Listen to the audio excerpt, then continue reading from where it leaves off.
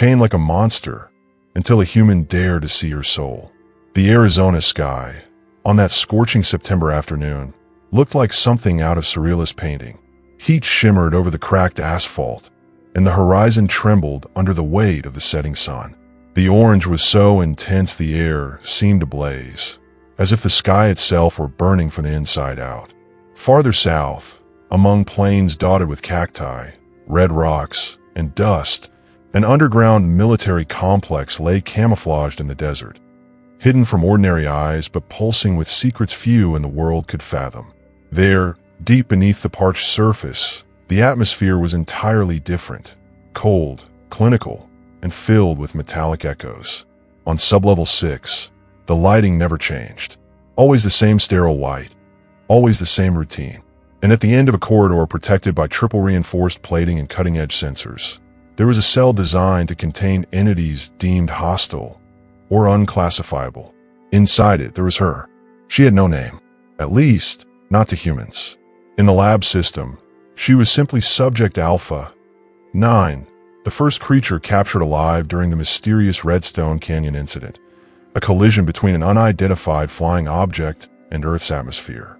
She had been found among the wreckage, injured, unconscious, and strangely beautiful. Even while unconscious, the soldiers hesitated before touching her. She exuded a presence that defied primal instincts. Her skin was a deep, rich violet, shifting subtly under the light, sometimes like amethyst, sometimes with a bluish hue, as if she held a miniature night sky within her. Her body was slender, with features vaguely human but with more elegant, almost ethereal proportions. Her hair, white as freshly fallen snow, cascaded down her back in fine strands, stark against the dried blood and grime. But it was her eyes that left the deepest mark. When she finally opened them, days after her capture, they were like pools of liquid silver and lilac, shimmering with memories of stars that had died millennia ago. The eyes of someone who had seen worlds perish. Now, chained to the cold floor by alien alloys engineered to withstand anomalous gravitational forces, she remained still. The cell had no bed, no toilet, just a drain in the corner and a steel sink. 3 cameras tracked her every move. No one entered without an armed team. No one spoke to her, and she spoke to no one. There were no screams, no threats, just silence, and the occasional clink of chains when she shifted ever so slightly. The scientists treated her as a specimen, a subject to be studied, dissected, understood, a dangerous creature, though she had never shown aggression. The guards saw her as a beast. Most avoided even looking at the monitors when alone. In official reports, she was classified as a contained entity of variable risk, or, in plainer terms, a thing. It was on an otherwise uneventful morning that Eli Walker descended to sublevel 6 for the first time. A war veteran, medically retired after a failed mission overseas, Eli now worked as a systems technician for government-contracted security firms. Efficient, quiet, invisible to those who mattered. His clean emotional record made him ideal for classified operations, and his talent for fixing anything silently, without questions, made him even more valuable. That day, his task was simple: recalibrate the thermal sensors in the underground cells after a power outage in the sector. Access was cleared. The corridors were empty. His own footsteps echoed like muffled gunshots. When he reached the end of the hallway, Alpha 9's cell came into view. Eli stopped, not out of curiosity, but because, as he looked through the small reinforced glass window, he saw something he hadn't expected. She was kneeling, her hands chained to the wall. Her head hung low, white hair spilling like mist.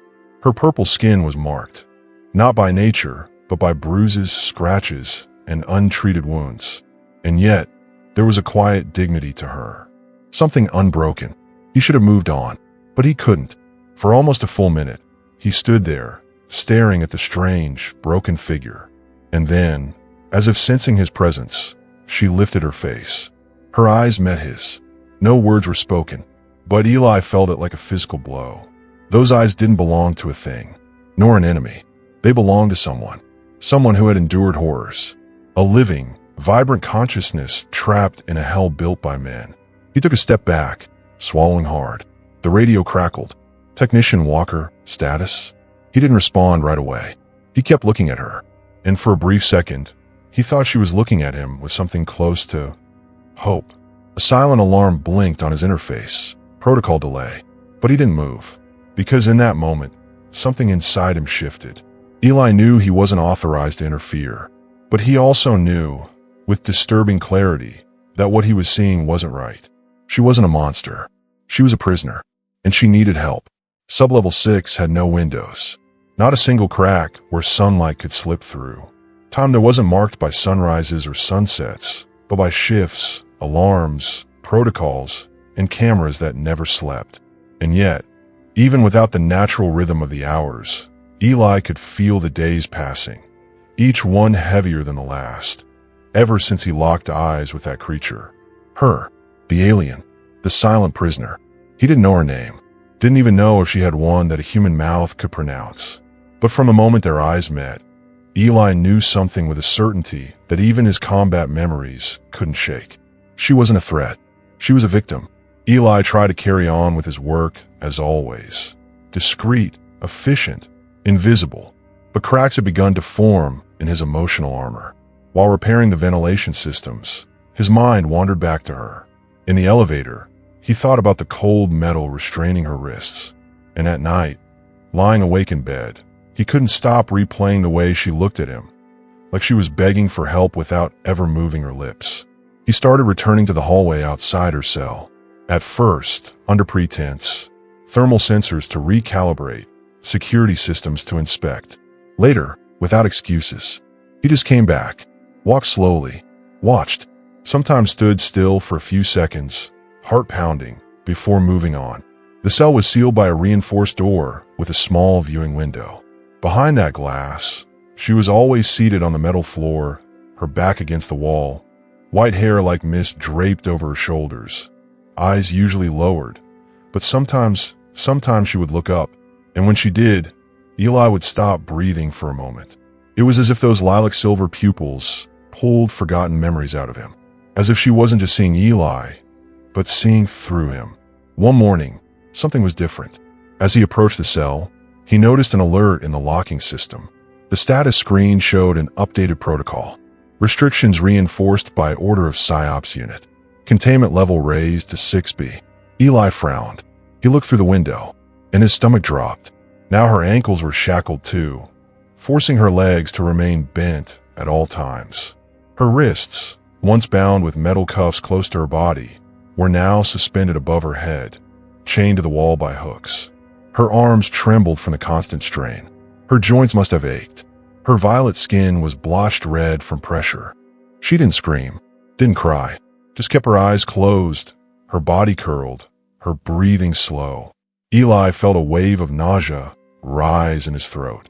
This wasn't containment. This was punishment. But why? There are no incident reports, no signs of aggression, no escape attempts. Or maybe the incident is that she's still alive. Eli thought bitterly, anger swelling in his chest. He spent the rest of the day in silence, avoided co-workers, kept his eyes on the monitors, but didn't read a thing. And when night came, so did the nightmares. In his dreams, he saw her inside a glass chamber, being dissected by human hands. He saw soldiers laughing, machines tearing into her skin, and her eyes, those eyes, begging for something he couldn't give. In one dream, she screamed, not in her own language, but in his. "Please help me." He woke up soaked in sweat, chest heaving. He got up, wandered the house in the dark, and that's when he realized. He was afraid, but not of her. Afraid of himself. Afraid of what he was about to do. The next morning, he arrived at work early. Went straight to the sublevel 6 monitoring room, pretending to check the cameras for Sector 5. His access code still worked. No one suspected a thing. He knew the guard's shifts, the windows of time when her cell went without direct supervision. And most importantly, he knew that she had been forgotten by everyone except him. That morning, he noticed something else. She had drawn something using water from the sink. Incomplete phrases, symbols, scratches along the metal wall. The droplets evaporated quickly, but one of the cameras had captured everything. A pattern, an attempt at communication. Eli copied the symbols into a notepad. Most of it looked like random art. But in the bottom left corner, three shapes kept repeating. Inverted triangles with double lines crossing through them. He didn't know what it meant, but he was sure it wasn't random. Back at the cell, he looked through the window again. This time, she looked back. No tears, no desperation, but there was a new light in her eyes. Recognition. She knew he was seeing, and she was waiting. That's when the decision was born, not as some grand or impulsive idea, but as a quiet, unshakable certainty. The kind of decision that shapes fate without ever needing applause. He was going to set her free. He didn't know how. Not yet. But the seed had been planted, and there was no going back. The nights that followed turned Eli into someone else. People noticed. He spoke less, ate slowly, turned down invitations for after-shift beers. What no one knew was that behind that distant stare, a silent storm was brewing. A constant war between the fear of losing everything and the truth he could no longer ignore. Her image, chained, arms bound, bruises staining violet skin, burned his mind like a fever. He couldn't eat without feeling sick. Sleeping was a minefield of nightmares. Sometimes he'd wake up suddenly, drenched in sweat, with the choking feeling that she couldn't breathe, and he was just lying there, helpless. It was during one of those sleepless nights that Eli had the idea. He started mentally reviewing every ventilation and maintenance route in sublevel 6. He remembered that, years ago, an auxiliary filtration chamber had been shut down due to a gas leak. The room still existed in the system, but had been removed from the camera circuit. It was a hidden passage, a space between the base and oblivion, perfect for hiding. During a fake maintenance shift, Eli accessed the area and confirmed. The ducts connected directly to the containment block. The path was tight, filthy, full of turns and loose bolts, but it was possible, especially for someone slender and flexible like her. But escaping the cell was another story. The security panel required dual biometric access, and it only activated during shift changes, when two supervisors overlapped between 2:15 and 2:21 a.m. A 6-minute window. Not much, but it was all he had. He spent the next few days working on 3 fronts: logistics, distraction, and communication. First, logistics. He prepped the route, deactivated sensors in non-critical zones to test emergency protocols, tracked guard schedules, memorized timing, practiced every movement in silence until he could perform them blindfolded. Second, the distraction. During the critical shift change, he'd trigger a false chemical leak alarm in another section of the base, just enough to pull the supervisors away for 3 or 4 minutes. Enough time to open the cell and guide her to the duct. Third, and most delicate, was communication. How could he make sure she understood? She didn't speak, but she understood. Eli started sliding tiny plastic scraps under the cell door, marked with permanent ink. He used the same symbols he'd seen her draw with water days earlier. Triangles, circles, broken stars. She responded discreetly. He found new markings on the wall, curved lines that almost formed words. He noticed something. Amid the scribbles, there were emotional patterns. She used a broken star whenever she seemed afraid, a curved arc when she understood something. And once, she drew 2 overlapping triangles, like the ones he'd sent her, but added a new element, a small dot in the center, a heart. He didn't know, but he felt it. She was beginning to trust him. On the planned day, Eli could barely breathe. At 2:12 a.m., he triggered the distraction, a simulated overload in the chemical sector. Red alarm. 2 supervisors ran, just as planned. 3 minutes, maybe 4. At 2:17 a.m., Eli stood in front of the cell's control panel. His hands were shaking. The system demanded dual biometric input, and he only had one. The other was improvised, a 3D printed mold of a supervisor's hand. A replica made with conductive silicone and metallic tape. He pressed both access points. The system paused. Lights blinked. A sharp tone echoed. For a second, Eli thought everything had failed. But then, click, the door slid open with a soft metallic groan. She was already standing. Her arms were bruised, her ankles swollen, her white hair disheveled. But there was fire in her eyes. And for a moment, he was certain she already knew what he was about to do. Eli pointed to the open duct. He made the gesture he had rehearsed, tapped his chest with an open palm, then extended his arm toward her. Trust. She hesitated.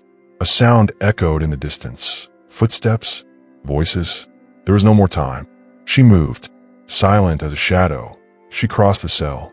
As she passed by him, their shoulders brushed. For a fleeting instant, he felt the warmth of her violet skin. Firm, alive. Their eyes met, and even without words, it was as if she said, "I'm going, but only because of you." She slipped into the duct like she'd done it 1,000 times before. Flexible, precise, swallowed by the metallic shadows. The soft clang of metal marked her departure. Eli closed the cell door like nothing had happened. Turned around, walked down the hallways, heart pounding, palms sweating. At the camera's blind spot, he stopped, took a deep breath, and for the first time in days, he smiled. She was on her way to the hidden chamber. He would meet her there after his shift ended. Now, there was no turning back. The silence inside the filtration chamber was heavy, almost reverent. Only the rhythmic hum of the underground ventilation filled the damp, dark space. It was the kind of place where the world felt far away, and all that remained were held breaths, racing hearts, and the presence of someone who, by some miracle, was still alive.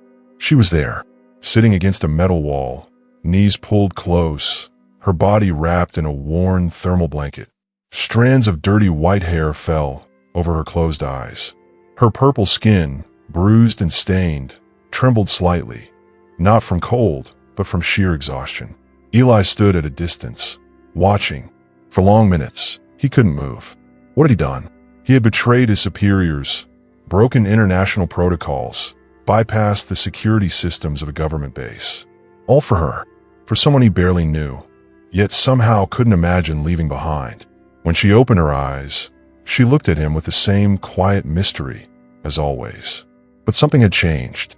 The pain was still there, but now there was a spark, as if, for a brief moment, she believed that maybe, just maybe, salvation was possible. He knelt and offered her a bottle of water. She took it with trembling hands, drank slowly. Her eyes never left his. I got you out of there," he said, emotion breaking through his voice. "But we're not safe yet. The disposal zone is our only shot. In a few hours, the shift changes and the system resets. We can slip out through the secondary pipeline. No one monitors that stretch." She didn't answer, just tilted her head, as if trying to understand not just the words, but the meaning behind them. Her silver eyes seemed to see past flesh, straight into the soul. "I shouldn't have waited so long," he continued. "I saw what they did to you, and I stayed silent, because I was afraid." She moved closer, slowly. Then, unexpectedly, she rested her forehead on his shoulder. It was a small gesture, but it carried everything. Not just trust, forgiveness, connection, and above all, a beginning. He closed his eyes, and in that instant, everything collapsed. The alarm cut through the air like a blade. Red alert, Sector 6 compromised. Infiltration detected. The walls vibrated. Sirens echoed through every corridor. Eli jumped, heart pounding. She pulled back, eyes wide, body tense like a cornered animal. He yanked the tablet from his backpack. Notifications exploded across the screen. Security breach. Response team mobilized. Unauthorized authentication detected. No, I wiped everything," he whispered, panicking. How did they? There was only one explanation. Someone had turned him in, or the system was smarter than he thought. Either way, they were coming. He shot to his feet. "We have to run. Now." She stood too. Didn't hesitate. Didn't ask questions. She just grabbed his hand, firmly, and ran with him. They zigzagged through the corridors. The sound of metal boots echoed behind them. The base's AI voice blared through the loudspeakers. "Eli Harper, Identification 0072A. You are assisting a restricted entity. Isolation protocol authorized. Resistance will be considered hostility." "Hostility," he muttered, stunned. "They're going to kill us." They turned a corner, slipping on the dam panels. The air was getting hotter and thicker. They were close to the disposal zone. There, between rusted pipes and clouds of toxic steam, was an opening. Small, oval, the exact point of escape. "Go," he shouted. "You first." She hesitated for half a second. Her silver eyes locked onto his. Then she crawled in. He followed. sealed the hatch with a muffled clunk. Darkness swallowed them. Above, the noise of boots, shouts, and weapons faded. Down here, there was only silence. And the two of them, and the uncertain future they now shared. Eli took a deep breath. So did she. For a long moment, neither of them said anything. Then she did something he never expected. She smiled. A weak, crooked smile. But still, human. Emotional. Almost hopeful. He smiled back, without even realizing it. And deep in that tunnel, beneath tons of steel and concrete, something was born. Something no security protocol could ever predict. A real bond between two worlds that were never meant to meet. If you've ever rooted for an impossible love story, subscribe to the channel. There's plenty more where that came from. The tunnel was a metallic serpent, wet and endless, cutting through the bowels of the base like a vein forgotten by time. Silence pressed in, broken only by the drip of corroded pipes and the hurried footsteps of Eli and the alien. They had escaped, but escaping didn't mean they were free. At every turn, the tension returned. At any moment, they might hear the metallic clink of guards' boots, the hum of tracking drones, or worse, the sharp click of a weapon being cocked. For 100 meters to the ventilation access, Eli said between breaths, checking the crude map he had memorized in the last few days. After that, it's forest. If we make it outside the perimeter, we might have a shot. She nodded. Her white hair clung to her face with sweat, and her silver eyes scanned the shadows with caution. Her bare feet, wounded, calloused, stepped carefully on the jagged surface. But she never complained. She never complained. She just kept going, with a resilience Eli still couldn't fully understand. Until she stopped. He turned, instantly alert. She had leaned against the tunnel wall, hand to her side, her face tight with pain. "You're hurt." He moved to her side quickly. She didn't answer. When he lifted the makeshift fabric wrapped around her torso, he saw it. A deep cut along her side, still bleeding. From the last hit, before the escape, he asked, concerned. She nodded barely. Eli cursed under his breath. He quickly opened his backpack and pulled out the first aid kit. His hands were shaking, not from disgust or fear of blood, but from a knowledge that he couldn't afford to fail. She watched every move he made with sharp, focused eyes, not out of distrust, but like someone trying to understand what it meant to be cared for. At the base, no one had ever even asked if she felt pain. Here, in this tunnel, a human was kneeling in front of her, trying to keep her alive. Eli cleaned the wound with saline.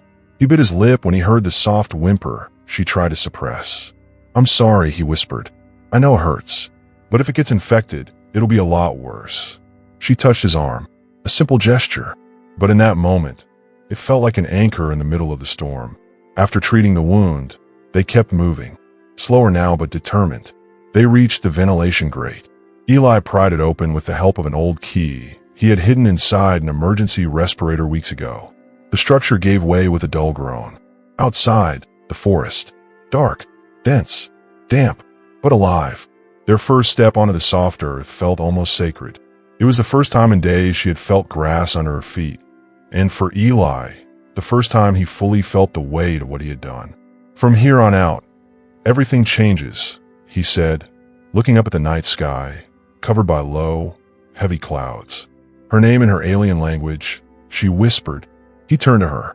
"What?" She placed her hand on her chest, then pointed to herself. "Her name." Eli blinked, surprised. "That's your name." She nodded. He smiled. "Nice to meet you. I'm Eli." She repeated it, her accent soft and strange. "Eli." The sound came out gentle, almost tender, but the moment of peace didn't last. A sharp sound split the sky. A reconnaissance aircraft swept overhead. Searchlights scanned the ground with precision. They dove into the underbrush, breathless. "They tracked us," Eli muttered. "Some sensors still active. We need to move." She didn't question it.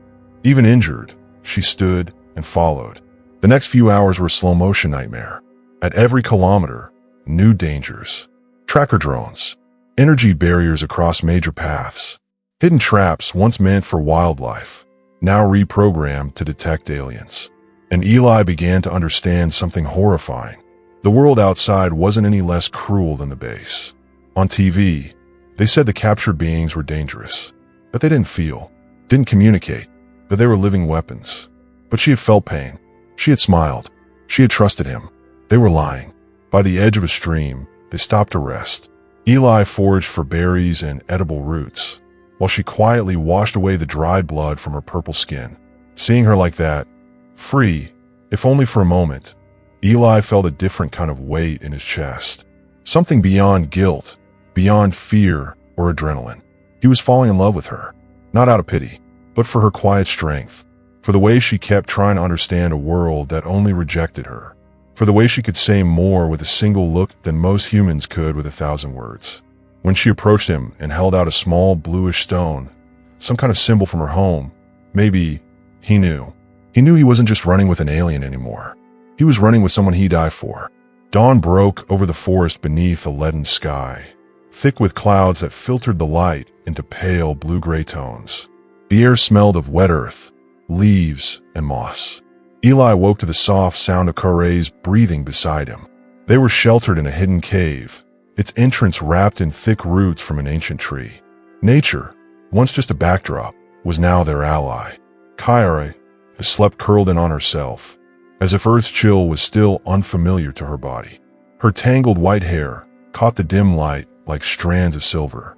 Her purple skin looked paler now, but the wound on her side, the one that had almost ended everything, was beginning to heal.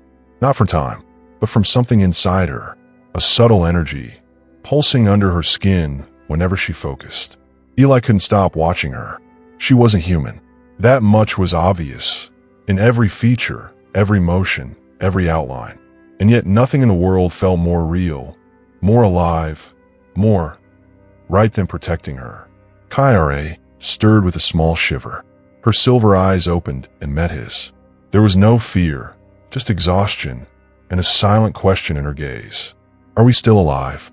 "Good morning," he whispered, handing her a small handful of wild berries he'd picked before sunrise. She took one, studied it carefully, and bit into it, like a child tasting something new for the first time. Her eyes lit up, and she nodded with a small smile. "Sweet," she said, her English rough and accented. Eli smiled back. "Yeah, sweet. Like you." She tilted her head, puzzled by the metaphor. He gestured, trying to clarify. She laughed, a small, surprised laugh, like someone still learning that laughing was allowed. That day, they focused on reinforcing the shelter. Eli built a barricade with branches and rocks to camouflage the cave entrance. They used pieces of an old fishing net abandoned by hunters to collect rainwater. Kare, with her acute sensitivity to energy patterns, pointed out where the ground vibrated differently, like she could feel nature's underground currents. "You can sense living things?" he asked, watching her place her hand on the trunk of a tree. She nodded slowly, then pointed to his chest. "You feel too." Eli chuckled. "Not the same way, I think, but still feel." Days passed in comfortable silence and quiet discoveries. She taught him words from her native language. They sounded like brief melodies. He showed her how to light a fire with flint, an exchange of knowledge, of glances, and slowly, the space between them began to vanish. One night, the rain came hard. The wind shook the trees like the sky itself was angry. Inside the cave, they huddled side by side, wrapped in a thermal blanket Eli had found in his emergency pack. "Are you afraid?" he asked, trying to hide his own unease at the sound of thunder. "Not of thunder," she replied, "but what comes after." He looked at her. "After the storm?" Kare shook her head. "After everything."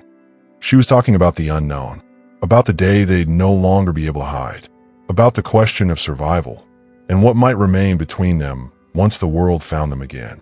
"I'm scared too," Eli admitted, "but I'd rather be here with you than anywhere else." She looked at him, surprised, then slowly raised her hand and touched his face. It was a light touch, as if she were afraid to break him. Her fingers traced the line of his jaw, then came to rest over his heart. "Strong," she said, "but sad here." Eli swallowed hard. No one had seen him so clearly in years. Not since he lost his parents. Not since he started living behind an invisible wall around his soul. And somehow, Kare, without knowing his story, had already found the cracks. So he did something impulsive. He kissed her hand. She froze for a moment, trying to understand the gesture, Then, slowly, she pressed her forehead against his. A custom of her people? A symbol of trust? Love? There were no words for it. The next morning, they found a clearing with a faint radio signal. It was their chance to send out a communication pulse. If Kyra was lucky, her people might pick it up. But activating that pulse meant revealing their location. A dangerous move. It'll bring them here, Eli said, eyeing the screen of the makeshift transmitter. Humans and whoever else is listening. Kyra looked at him. But it might also bring home. He exhaled. Then let's do it. But no matter who answers, I'm staying with you. She stepped closer and whispered something in her language. He didn't understand it, but he felt it. It was a promise. While she sent the signal, Eli kept watch on the sky. Nothing yet. No response. No visible danger. But they both knew. The time for silent running was almost over.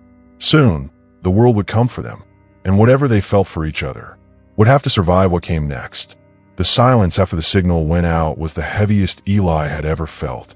For hours, Kyra remained motionless in front of the improvised device, as if she could hear beyond human frequencies. Her silver eyes were fixed on a distant point in the cloudy sky. The air around her felt suspended, like the stillness before storm. And then it came. Late in the afternoon, the sound, deep, resonant, a hum in the sky that made the birds scatter from the forest, as if they were one single organism. Eli ran to a nearby clearing, binoculars in hand. On the horizon, 3 black aircraft bearing the insignia of the International Containment Division were approaching. There was no denying it. They had picked up the signal, and they had come prepared. They found us, Eli said, running back to the cave. Kyra rose calmly. She didn't look surprised. Her fingers gently touched the crystal embedded in the center of her chest, and she closed her eyes. I need to protect you, she said, struggling with the English she had been learning from him. Eli grabbed her shoulders. No, I'll protect you. We're not splitting up now. But she just looked at him, and in her eyes was something deeper than words. The quiet acceptance that the moment of decision had come.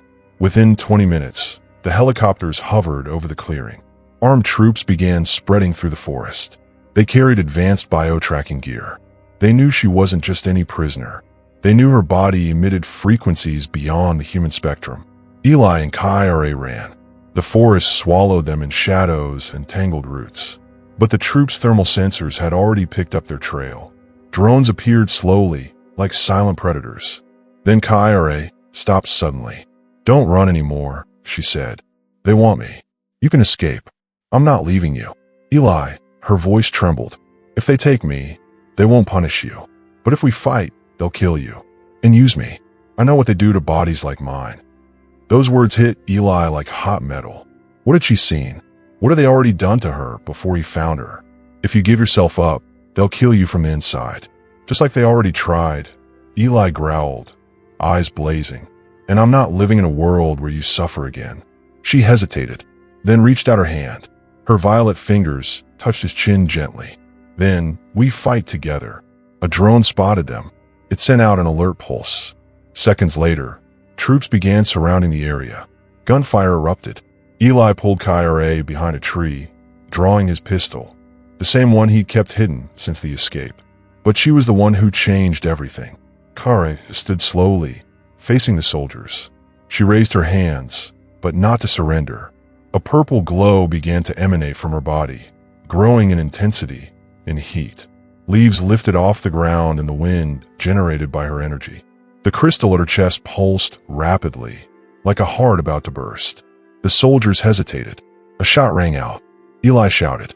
Kyra dropped to her knees, not because of the bullet, but because she had redirected the energy pulse to protect him. The projectile had been deflected at the last second, slicing a rift of light through the air. But it cost her. A lot. No, Kyra. Eli ran to her, catching her in his arms. Listen, she said, voice strained. I have to finish the pulse. I have to call my people. He understood. The first signal had been intercepted by humans. But there was a second code, stronger, more precise, embedded in her crystal. It was a risk, a last chance. She looked up at him. But if I activate it, I might not survive. Then let me do it. It doesn't work with humans. It's part of me. Or it was. Eli stared at her. He was sweating, arms streaked with dirt and blood. The troops were regrouping. The jungle no longer offered cover. But he didn't flinch. "Do it. I'm with you, no matter what happens." Kyra closed her eyes. The crystal glowed one final time. And then, the pulse was released. Silent, invisible to human eyes, but so powerful that the vegetation around them bent. The aircraft trembled. Soldiers staggered, as if their brains had been hit with a surge of static. And in the distance, the sky split open. A vertical beam, pulsing with energy, tore through the clouds, revealing a ship suspended high above the atmosphere. Massive, organic, alive. Eli stared in awe. Hope was no longer an idea. It was real. But Kyra collapsed in his arms. No, please, stay with me." His voice shook. Her heartbeat was faint. The crystal on her chest flickered, barely holding a glow. The troops were in chaos. Some fled. Others dropped to their knees, stunned by the alien vessel descending slowly from the heavens. Eli held her tightly against his chest. "You did it. You finished the mission. Now let me take care of you. Stay. Please, Kyra, stay with me." The sound in the sky wasn't like anything Eli had ever heard. It wasn't engines or rotors or wind. It was a deep vibration, something primal, like the very air itself was aware of the ship's presence and bowed to it. The massive structure hovered just kilometers above the forest, unlike anything the International Containment Division had ever documented. It was alive, pulsing, breathing. Its lights didn't flash in mechanical patterns, but in something organic. And its color, violet, like Kyra's skin, streaked with electric white, just like her hair. They had answered her call. Eli still cradled Kyra in his arms. The crystal in her chest gave off only a thread of dim light. Her breathing was shallow, barely there. She had given everything to send that signal, maybe more than her body could take. "Hold on." They came. He whispered, desperate, even though she might not hear him. All around, the soldiers backed away. The authority that once drove them, guns, commands, protocols, had collapsed under fear. No one wanted to be the first to shoot. No one wanted to provoke what loomed above. A hatch opened on the underside of the ship. A beam of white light extended downward, like a staircase made of pure energy. 3 figures emerged, tall, clad in robes that seemed to grow from their skin, each one bearing different shades of violet, with white hair like snow, just like Kyra. They didn't speak. They didn't need to. As they approached, the birds fell silent. The wind stopped. Even the soldiers lowered their weapons, mesmerized by something they couldn't understand. Eli stood, still holding Kyra in his arms. "She's alive, but weak," he said, unsure if they could understand him. One of the beings stepped forward. Its eyes held no pupils, just a soft, inner glow. It reached out and touched the crystal on Kyra's chest. A metallic sound rang out, like the chime of glass bells. The crystal responded. Kyra gasped. Her breath returned with a faint sob. Her eyes opened, hazy, like she was still between worlds. "Eli," she whispered. He pulled her closer, silent tears streaming down his face in relief. "I'm here. You did it." They came. The alien being looked at Eli for a long moment. Then, it made a brief melodic sound, almost a greeting, and slowly raised a hand, placing it over Eli's chest, right where his heart beat. Eli felt something, a warmth, not physical, but deep, like a connection being acknowledged. Then Kyra spoke, her voice weak but clear. "They want to know if you'll come with me." The world seemed to pause. Eli looked around. The soldiers silent. The forest. The sky, torn open by the ship's light. Kyra in his arms, fragile but alive. And above all, the question that now weighed like a new gravity on his soul. "If I go, can I come back?" Kyra met his gaze, eyes that had seen worlds and pain he could barely comprehend. "Maybe not. But if you go, you see everything. What I was. What I am. No lies." He gave a short, dry laugh. "You think I don't already see that?" For a moment, there was no sound, just the beating of his heart, and the soft tremor still running through the earth. Eli took a deep breath, closed his eyes. He remembered what life had been before her. The military base, cold reports, obedience without purpose. He remembered the moment he found her, chained like an animal, And that first touch, the moment compassion overruled protocol. Yes, he finally said. I'll go. Kyra closed her eyes, and for the first time since he had met her, she smiled, without pain. The aliens nodded. The same beam of light that had brought them to Earth enveloped them once again. Eli felt his feet lift from the ground, but he wasn't afraid. He held Kyra in his arms, and that was all that mattered. The light swallowed them. On the ground, the soldiers stood in stunned silence as the ship slowly rose into the sky. No shots were fired. No orders were given. Only a reverent silence remained, along with a clearing marked by human footprints and scorched leaves from the pulse. And deep in the heart of the American forest, where earth and stars had touched for a brief moment, the story of an ordinary man and a wounded alien became legend. One no one dared to put in a report, but that would live forever in the whispers of those who witnessed it. Space has no sound, not like we know. No wind, no thunder, no breath, but there is presence, a silence full of meaning. And in that silence, Eli opened his eyes for the first time beyond Earth. The ship that carried them was a living extension of Kyra and her kind. Colors flowed through the walls like rivers of thought. Organic shapes pulsed in harmony with their movements. Everything seemed to listen, to watch, to remember. Kyra was alive. She had spent 2 cycles recovering, nourished by light, by energy crystals, and something deeper, a vibration her people called Lutheran, the will of unity. Eli spent his days by her side, learning more than he had ever dreamed possible. But it wasn't the technology that amazed him, nor the life forms, or the symbiotic worlds orbiting with the ship. It was her, Kyra, free, unchained, unbroken, her body healed, her eyes full of light. But what touched Eli most was that she, even here, among her own, even surrounded by her home galaxy, still chose him. What are you thinking? She asked one night, watching him sit in a circular alcove of the ship, gently pulsing like calm breath. That maybe everything I lived before I met you was just preparation for this moment, he said, like I was someone waiting for the call. Kyra moved closer. Her footsteps made no sound on the floor of light. She sat in front of him, her knees almost touching his. You were the only one who looked at me and saw more than a threat, more than a thing. Even among my own, we sometimes forget to see beyond form. But you, her voice broke for a second. You saw me. He swallowed hard. Touch her face. The texture of her purple skin was soft, like warm velvet. Her white hair now flowed freely over her shoulders, shimmering like liquid silver in the ship's glow. I didn't know who I was until I saw what the world did to you, Eli said with a sigh. And then I knew exactly what I never wanted to become. They sat in silence for a few seconds. Then Kyra took his hand. My ancestors say there are eternal bonds, she explained. Connections between beings from different worlds that, when they happen, change both sides forever. I used to think that was a myth. Now I know it's real. Eli let out a soft laugh. You know, on Earth, we have something like that. We call a soulmate. Kyra repeated the word slowly, curiously, like a child learning to speak. Soulmate.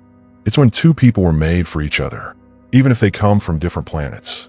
She smiled, and in that smile was the promise of something beyond time. But in that moment, Eli turned to the ship's translucent window, and there was Earth, far away, blue, fragile, spinning in silence. I miss it, he said softly. Not what it was, but what it could have been, what still might be. Kyra watched him closely. Then she nodded. Maybe someday we can go back, when they're ready to see us as we truly are. Or when we're ready to teach them, he added. She leaned forward, touched her forehead to his, an intimate gesture among her kind, a silent fusion of thought and emotion. Eli felt her memory, the cell, the chains, the pain. Then he felt something else, the moment he broke her shackles. He didn't know she had held on to that moment as the most sacred memory of her existence. That moment, she said, was when I knew there was more hope in the universe than pain. Eli closed his eyes. There was still so much to heal, so much to teach. But now, they weren't alone. In the vastness between stars, 2 beings the world tried to tear apart stood united, not by fate, but by choice. The choice to see, the choice to fight, the choice to love.